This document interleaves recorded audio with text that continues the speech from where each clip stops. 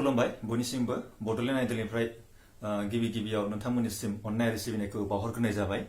दिनै 26 अक्ट'बर सिगाङावनो फोरमायखानाय बायदियै जोंनि बडलेण्ड आइडल मेथाइ रोजाबनाय अनलाइन बादायलायनायनि दिनै जोङो सेथि राउन्डनि जों रिजाल्टखौ होनायनि बाथ्राखौ बुंदोंमोन। दा बे समाव जोंनि बे बादायलायनाय हाबाफारियाव गासै 260 बादायारि बिथांमोना बाहागो लादोंमोन। जोङो नायदों नोजोर होदों गासैबो बादायारि बिथांमोना मोजाङैनो बादायदों, नाथाय बेयो मोनसे बादायलायनाय हिसाबै जोङो बेवहाय नैथि राउन्डनि थाखाय जोङो सेलेक्ट खालामनो जोङो टप 20 नि बाथ्रा बुंदोंमोन। दा बे लेखायैनो जोङो जायफोर बादायारि बिथांमोना बांसिन भट मोननो हादों बिथांमोनखौ जोङो सेलेक्ट खालामबाय, टप 20 खौ जों सेलेक्ट खालामबाय। जों नोजोर होबाय बेनि गेजेराव माखासे रोंगौथि गोनां बादायारि बिथांमोना बै टप 20 आव जायगा मोननो हायाखै। बेनि थाखायनो जोंनि बिजिरगिरि बिथांमोना मोनसे डिसिजन लादों। बे डिसिजनानो जाहैबाय जोंनि टप 20 आव जायफोर बादायारिया रोंगौथि बादायारिया सायख'जायासै बिथांमोनखौ जोङो 60 एक्सट्रायै जोङो सेलेक्सन खालामदों। दा बेवहाय जोङो थाङै थाङै जोङो बुंनांसिगोन टप 20 नि जायगायाव जोंहा टप 30 जाहैबाय। दा बे लेखायै बै जायफोर बिजिरगिरि बिथांमोना पार्सनेलि बिथांमोनखौ सेलेक्सन खालामबाय, बिथांमोनखौ जोङो माबा मोनसे पार्सनेल लाभालाभनि थाखाय जों बिथांमोनखौ सेलेक्सन खालामाखै। बिथांमोनखौ जा बिथांमोननि मेथाइ जा खननायनि जा गारां जा टेकनिक बेखौ जों नोजोर होबाय। नोजोर होनायाव जों नुनो मोनबाय बिथांमोननियाव माखासे मेथाइ रोजाबनो हानायनि टेकनिकआ बिथांमोननियाव दङ आरो बिथांमोनखौ मदद होनाया जोंनि दायित्व हिसाबै बेखौ बिजिरगिरि बिथांमोना जोंनिसिम बे टप 10 खौ जोंनो दाजाबनानै गासै टप 30 खौ जोंनो खालामनानै होबाय आरो जायफोर टप 20 आव दङ बिथांमोनखौ बिथांमोननि भटिंखौ नायनानै जोङो सेलेक्ट खालामनाय जादों आरो जायफोर 60 खौ सेलेक्ट खालामनाय जाबाय बिथांमोनखौ जोङो बिथांमोननि मेथाइ रोजाबनायनि टेकनिक बेखौ नोजोर होनानै जों सेलेक्सन खालामनाय जादों। बेवहाय जायफोर बादायारि बिथांमोना बै गासै टप 30 आव सेलेक्सन खालामजायासै बिथांमोना जाहाथे जेबो दुखु मोननांगौनि बाथ्रा गैया। मानो होनोब्ला जोंहा सेकेन्ड सिजन हिसाबै जोंहा 2021 मायथाइयाव जोङो बे बादायलायनाय हाबाफारिखौ जों लाफिनगोन आरो बेखौ जोङो अनलाइन खालामनाय जाखाया, बेखौ सिगाङावनो फोरमायखानाय जादों आरो दिनैबो फोरमायखाबाय। बेखौ जोङो जिल्लायाव थांनानै जोंनि बिटिआरनि बायजोआव थांनानै गुबुन गुबुन जायगायाव थांनानै जों बेखौ अडिसन लागोन आरो बेनिफ्रायनो जों सेलेक्सन खालामनानै जोङो बे बादायलायनाय हाबाफारिखौ जों लागोन। बे हिसाबै बादायारि बिथांमोना जाहाथे जायफोरा सेलेक्सन जायासै बिथांमोना जाहाथे दानिफ्रायनो साखाफारा जानानै थायो बेखौ बयनिसिमबो खावलायखानाय थाबाय आरो जायफोरा सेलेक्सन खालामजायासै बिथांमोना जेबो दुखु मोननाङा बेखौ जोंनिफ्राय खावलायहरबाय। दा बे समाव जोंनि जा सेलेक्सन खालामजानाय गिबियाव जोङो जायफोर बादायारि बिथांमोना बांसिन भट मोननानै रायजो राजानिफ्राय सापर्ट मोननानै जायफोरा टप 20 आव जायगा मोनदों बिथांमोनखौ आं सिगाङाव फोरमायग्रोगोन। बेनि उनावहाय बिजिरगिरिफोरा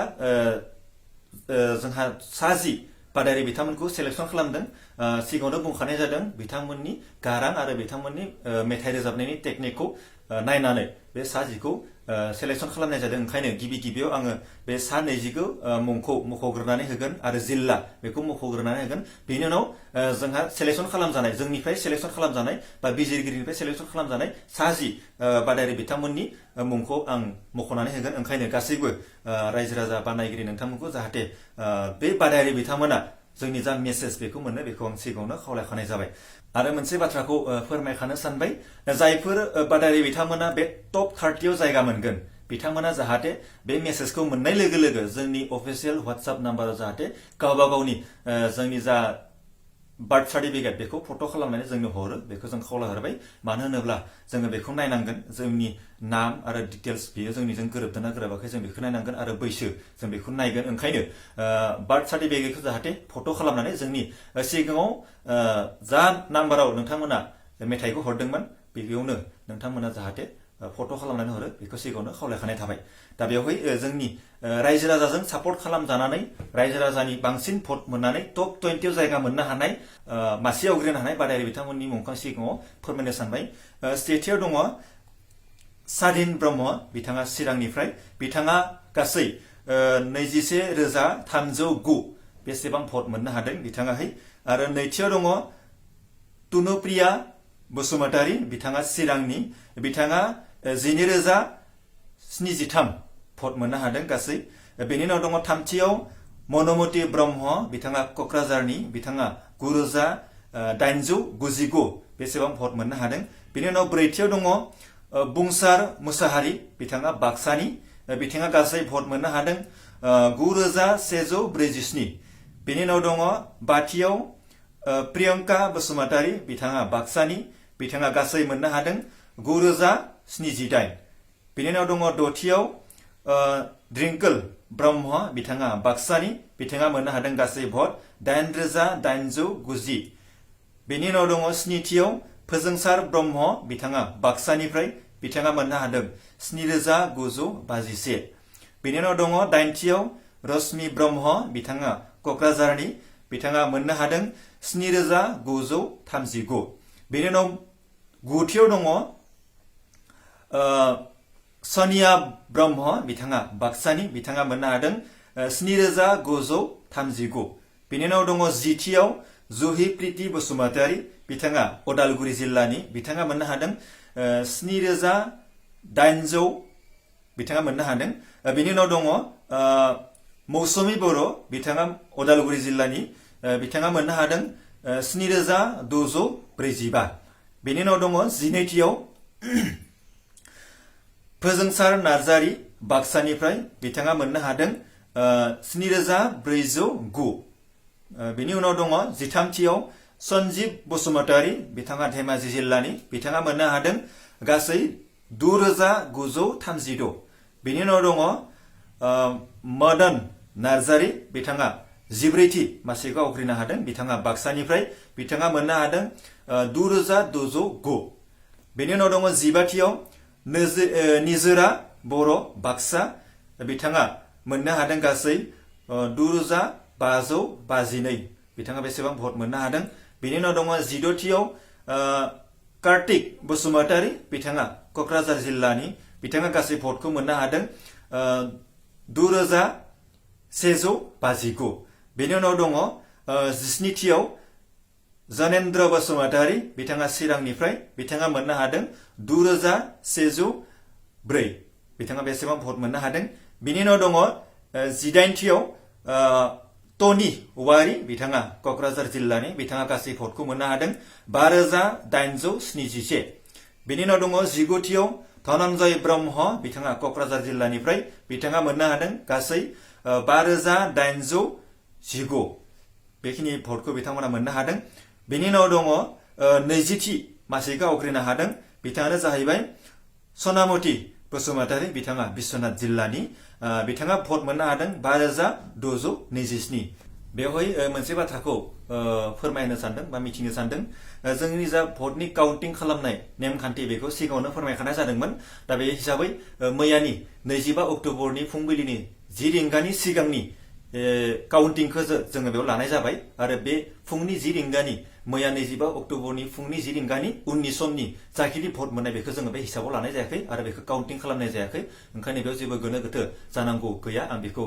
नोंथांमोननिसिम खावलायखाबाय जोंनि बिजिरगिरि बिथांमोना बै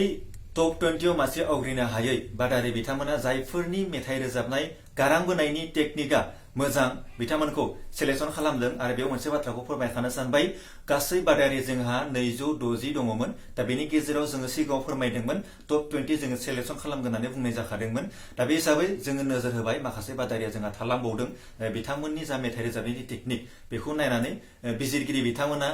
खावलायनायलाय जोङो 10 बादारिखौ सायख'नायनि बिथांमोनखौ जोङो मोनथायखौ बिथांमोननो होबाय बे हिसाबै जायफोर बादारि बिथांमोना बे टप 10 आवबो सिलेक्शन खालामजायासै बिथांमोना जाहाथे जेबो दुखु मोननांगौनि बाथ्रा गैया बिथांमोननि थाखाय जोङो खावलायखादों सिगाङावनो फोरमायखादों उननि समाव जोङो सिजन 2 बड'लेण्ड आइडल सिजन 2 फैबाय थादों ओंखायनो जोंहा साखाफारा जानानै था बेखौ जोङो खावलायखाबाय दा बेवहाय बिजिरगिरि बिथांमोना टप 10 जायफोरा सापर्ट मोनालासैनो बिथांमोना थालांबाय बिथांमोनखौ सिलेक्शन खालामदों जाहाथे बिथांमोना सेकेन्ड राउन्डआव बै रायजो राजाया सिलेक्शन खालामनाय टप 20 नि बादारि बिथांमोननो जाहाथे समानै बादायफानो हायो बेनि सुजुगखौ बिथांमोननो होनाय जादों जाहाथे बिथांमोनाबो थुलुंगा मोनो बेनि थाखाय जोङो बेवहाय टप 10 बेखौ जोङो फोरमायखानो सानबाय जोंहा सेकेन्ड राउन्डआव गासै टप 30 जासिगोन बेखौ फोरमायखाबाय दा बेवहाय फोरमायनो सानबाय गिबियावनो बादायारि नं 45 पबित्र इसवारी बिथाङा वेस्ट बेंगलनि बिनि उनाव दङ बादारि नं 37 बिथाङा नील अंकिस बिथाङा अरुणाचल प्रदेशनिफ्राय बिनि उनाव दङ बादायारि 2 बिथाङा पुर्णिमा बर' बिथाङा जाबाय उदालगुरि जिल्लानि बेनि उनाव दङ बादायारि नं 8 बिथाङा दैहुं ब्रह्म बिथाङा क'क्राझार जिल्लानि बेनि उनाव दङ बादायारि 248 बिथांनि मुङा जाबाय सिनायथि बसुमतारी बिथाङा उदालगुरि जिल्लानि बेनि उनाव दङ बादायारि नं 252 बिथाङा रश्मि बसुमतारी बिश्वनाथ जिल्लानिफ्राय बेनि उनाव दङ बादायारि नं 125 जयदीप बसुमतारी बिथाङा उदालगुरि जिल्लानि बेनि उनाव दङ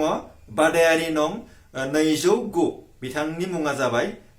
दिबलिना बसुमतारी बिथाङा क'क्राझार जिल्लानि बेनि उनाव दङ बादायारि नं 202 बिथांनि मुङा जाबाय निपु बसुमतारी बिथाङा चिरां जिल्लानिफ्राय बेनि उनाव दङ बादायारि नं 90 जोंनि गौतम बर' बिथांनि मुङा बिथाङा जाहैबाय बाक्सा जिल्लानि दा बेखिनि बादायारिया जाबाय बिजिरगिरि बिथांमोनखौ सिलेक्शन खालामनानै सेकेन्ड राउन्डनि थाखाय सिलेक्शन खालामबाय बेयावहाय जायफोर बिथांमोना मुं मख'जाबाय बिथांमोनाबो सेकेन्ड राउन्डआवहाय बादायलायनो खाबुखौ मोनसिगोन ओंखायनो जोंहा टप 20 प्लास टप 10 टोटेल टप 30 जाहैबाय सेकेन्ड राउन्डआव ओंखायनो जायफोर बादायारिनि मुङाहै बे टप 30 आव मख'जाबाय बिथांमोना सिगाङावनो खावलायखानाय बायदियै जाहाथे गावबा गाव बार्थ सार्टिफिकेटखौ जाहाथे जोंनि अफिसियेल WhatsApp नाम्बाराव फट' खालामनानै हरो आं बेखौ खावलायहरबाय बयनिसिमबो अल दा बेस्ट अफ लाक सेकेन्ड राउन्डनि थाखाय आरो जायफोरा सिलेक्शन खालामजायासै बिथांमोनखौ फिन खनसेबाव खुलुमहरबाय जाहाथे जेबो दुखु मोननांगौनि बाथ्रा गैया जोंहा सेकेन्ड जा सिजन 2 बियो फैगासिनो दङ जोंनि 2021 आव बे फैगासिनो दं ओंखायनो गासैबो बादायारि नोंथांमोना जाहाथे दानिफ्रायनो साखाफारा जानानै थायो जाहाथे नोंथांमोना उननि समाव जाहाथे बे बडलेण्ड आइडल सिजन 2 आव जाहाथे नोंथांमोना दावगासार जानो हायो आं बेखौनो बयनिसिमबो साबायखर बावबाय बयनिसिमबो बादायारि बिथांमोना जायफोरा जोंनि सेथि राउन्डआव बाहागो लाबाय बयनिसिमबो साबायखर बावबाय जाहाथे इसोरा नोंथांमोननि नाजानायखौ जाहाथे उननि समाव जाफुंसार खालामो बेखौनो बयनिसिमबो खुलुमनाय जासिहरनानै दिनैनि जा फिथाइ फोसावनाय बेखिनि हाबाफारिखौ बेयावनो फोजोबनाय जाबाय गोजोन्थों खुलुमबाय